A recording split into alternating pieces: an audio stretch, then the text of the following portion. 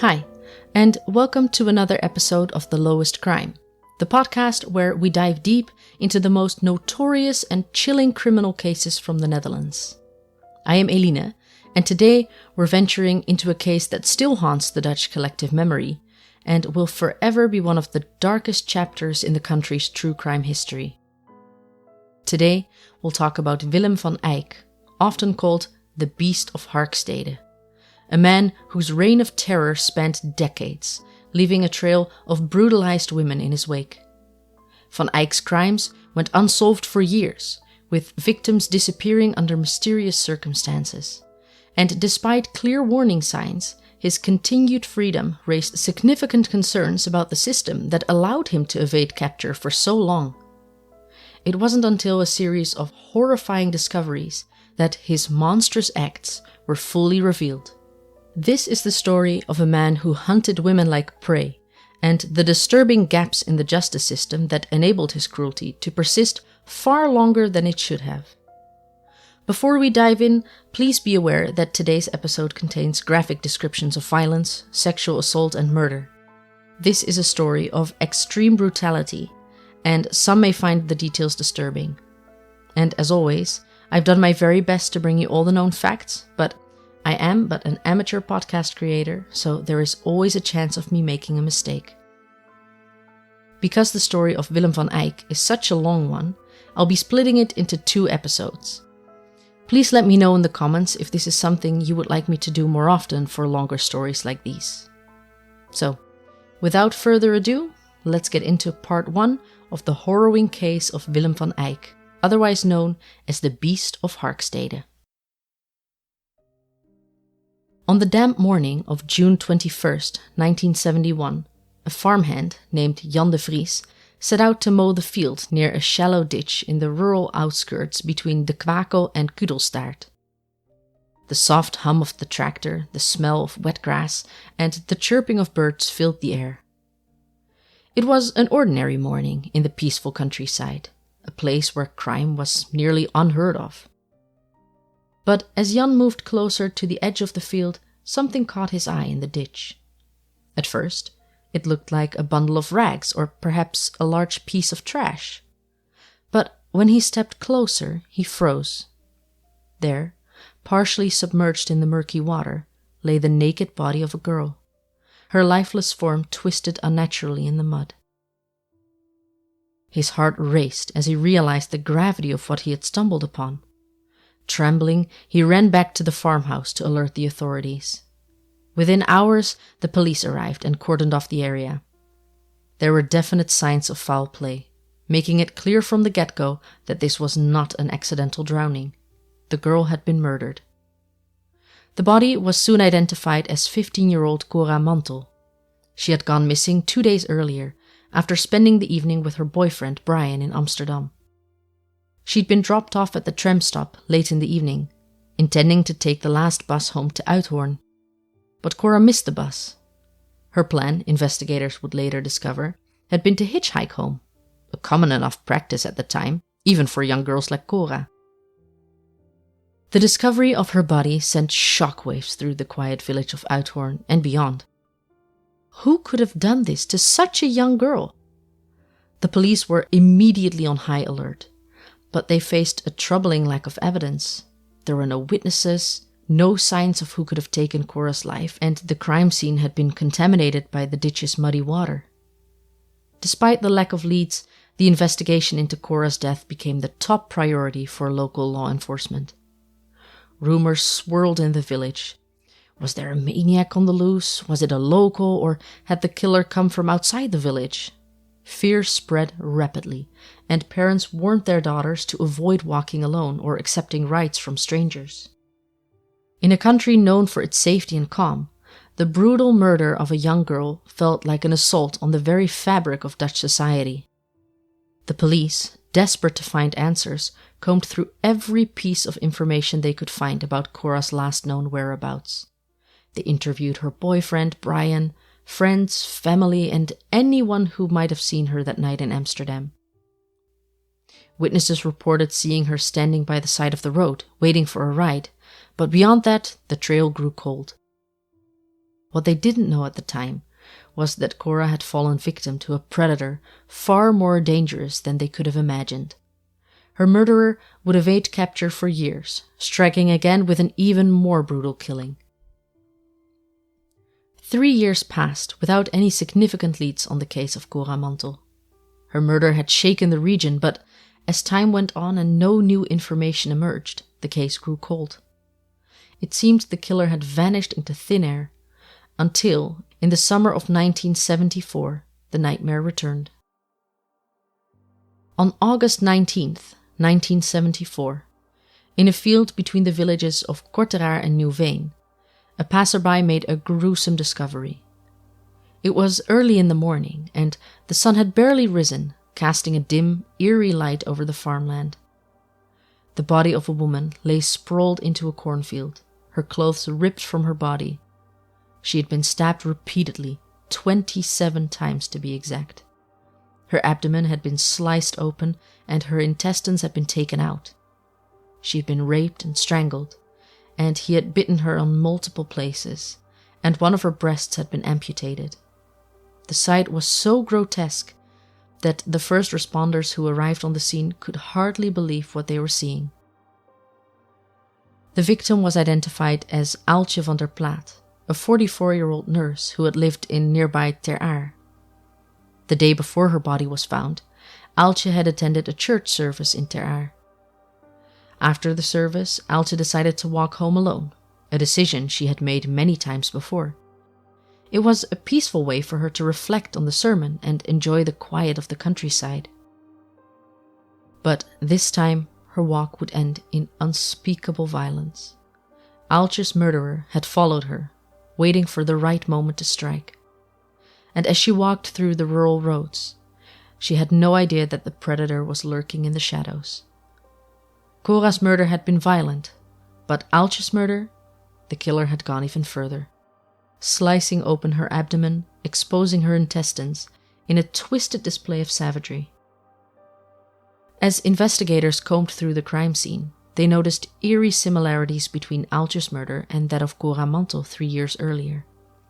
Both victims had been found naked, both had been sexually assaulted, and both had been brutally killed in isolated areas.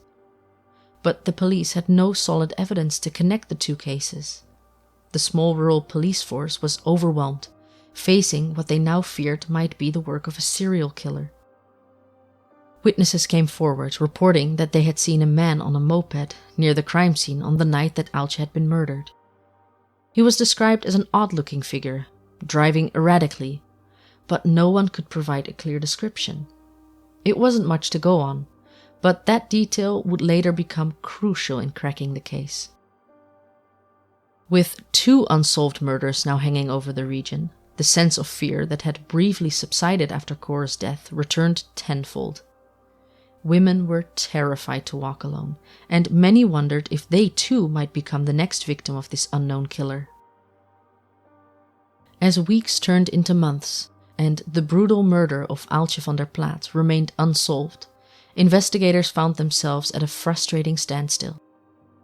The witness reports of a man on a moped seen near the scene of Aaltje's murder were vague at best. The description was frustratingly incomplete. A man of average build driving an old, noisy moped through the rural backroads on the night of the killing. But that was all they had. But then a breakthrough came from an unexpected source. A seasoned detective named Henk Janse, who had been involved in the earlier investigation of Cora Mantel's death, was reviewing the files when he noticed something curious. During the 1971 investigation, a local troublemaker by the name of Willem van Eijk had been briefly questioned, but then dismissed as a suspect. At the time, Van Eijk hadn't seemed particularly threatening. He was known in the village of Korteraar as Gekke Willempie, Crazy Willem, a nickname that reflected his eccentric and sometimes aggressive behavior. But despite his reputation of being a bit of an oddball, Van Eijk had no history of serious violence, at least none that the authorities knew of. But Henk couldn't shake the feeling that there was something more about this man. A hunch led him to dig deeper into Van Eijk's background, and what he found was disturbing. Willem van Eijk had grown up in a small, tightly knit farming community. He was the youngest of 5 brothers, and even as a child, he had displayed troubling behavior. His childhood was marked by violence and cruelty, not just to animals, but toward people too. Growing up in a large working-class family, Willem had always been a misfit. Neighbors and even his family had described him as het kwaad in persoon, the embodiment of evil. As he got older, his cruel tendencies escalated, but the small town surroundings and dysfunctional upbringing meant that he was dismissed as just another troubled soul, someone to avoid rather than fear. His family described him as cruel and unpredictable, often taking pleasure in tormenting animals. Hanging frogs from a washing line and shooting at them with a rifle. He drowned kittens, kicked baby chicks to death, and even set a neighbor's dog on fire. His tendency toward violence had only worsened as he entered adulthood. But despite several arrests for theft and petty crimes, he had never been convicted of anything serious. His violent tendencies, however, were well known amongst the locals. He could enter a pub and pull out a grenade and would say jokingly, "Beer, or I'll take the pin out." Or he would take out a gun from his pocket, lay it on the table for everyone to see, to then put it back in his pocket as if it was no big deal.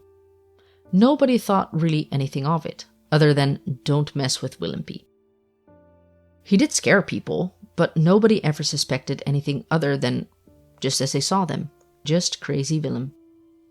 What really caught Hank's attention, though, was that Willem van Eijk owned a moped. The same type of vehicle described by the witnesses who had seen a man near Aaltje van der Plaat's murder scene. Could it be a coincidence? Or was this the missing piece of the puzzle that they had been looking for? Hank proposed the idea to his colleagues. Could Willem van Eijk, a strange, violent man from Korteraar, be responsible for both murders? At first, there was skepticism. After all, Van Eijk hadn't been on the police's radar in connection to the Mantel case for 3 years. But the more they investigated, the more the pieces began to fall into place. In the fall of 1974, the police decided to put Willem van Eijk under surveillance. They had no concrete evidence linking him to the murders, but the circumstantial details were enough to raise suspicion. Detectives began monitoring his movements, watching as he continued to live his seemingly uneventful life in the small village of Korteraar. Willem, who by now was 33 years old, lived a solitary existence on a small houseboat. His neighbors described him as unkempt and strange, with a reputation for explosive outbursts of violence. He was often seen wandering the village aimlessly, muttering to himself, or driving his moped through the narrow roads. Despite his odd behavior, no one seemed to consider him a real threat. That began to change in 1974, when detectives linked his tendency toward violence and his access to a moped to the unsolved murders of Cora Mantel and Aaltje van der Plaat. As the police surveillance continued, they observed Willem's strange daily routines. He spent long hours at bars, drank heavily, and was known to disappear for hours, claiming that he would be out hunting or fishing. He was secretive, erratic, and often aggressive, especially when confronted. But none of this was enough to arrest him, yet. In the meantime, the police gathered more information. They tracked down witnesses who had seen Willem acting suspiciously on the night of both murders. One woman remembered seeing a man on a moped near the ditch where Cora's body was found, but she couldn't identify him with certainty. Another witness claimed to have seen a man matching Willem's description following Aaltje on her way home from church. While these leads were helpful, they weren't enough to make an arrest. The real breakthrough came in late August 1974, just a week after Aaltje van der Plaat's brutal murder. Detectives, still lacking hard evidence, decided to bring Willem van Eijk in for questioning. It was a gamble. Without a confession, they had little to hold him on. But the hope was that under pressure, Willem might slip up, or perhaps even confess. The investigation, led by seasoned detectives, began quietly. At first, Willem denied everything. He maintained that he had no involvement in the murders, insisting that he was merely a misunderstood loner who had been unfairly targeted because of his reputation. But the police weren't buying it. They pressed harder, confronting him with the timeline of the events, witness sightings, and his known violent tendencies. After hours of questioning, something in Willem shifted. Whether it was the mounting pressure or his growing exhaustion, he finally broke. In his chilling confession, Willem admitted to the murders of both Cora Mantel and Aaltje van der Plaat. The details of his confession were horrifying. Willem explained that on the night of Cora's death, he had been driving around, searching for a victim. He spotted Cora hitchhiking on the side of the road near the tram station and offered her a ride. Once she was in the car, Willem drove aimlessly for a bit, all the while thinking about what he would do. When they reached a secluded area near Uithoorn, he made his move. Cora resisted, and in a panic, Willem strangled her with her own scarf. After realizing that she was still alive, he strangled her again, this time ensuring that she was dead. He then violated her body and disposed of her in a ditch, tossing her clothes elsewhere to further conceal the crime. Willem's description of the murder was devoid of emotion, almost mechanical. He referred to the act as an accident, as if it had been beyond his control. He told the detectives that he had fantasized about killing women for years, and that he had finally acted on those urges when he saw Cora standing alone by the side of the road. The confession to Aaltje's murder was even more grotesque. Willem explained that he had seen Aaltje walking past his boathouse on the evening of the murder. He had been drinking heavily that night, and the sight of her walking alone ignited a violent urge within him. He grabbed a knife and followed her on his moped. When he caught up to her, he threatened her with a knife and forced her to a secluded area. There, he brutally assaulted her, stabbing her multiple times as she screamed for help. He described the act with eerie calm, even mentioning how he had cut open her abdomen to see what it felt like to touch her insides. When asked why he had committed such a heinous act, Willem simply shrugged and said, "I'm a hunter. I know how to kill." Willem van Eijk's confession stunned the detectives. They had expected resistance, perhaps even denial, but what they received was a chillingly detailed account of two brutal murders, told without remorse or emotion. They had him, and the streets were finally safe again. For now. And that is where we will leave it for today.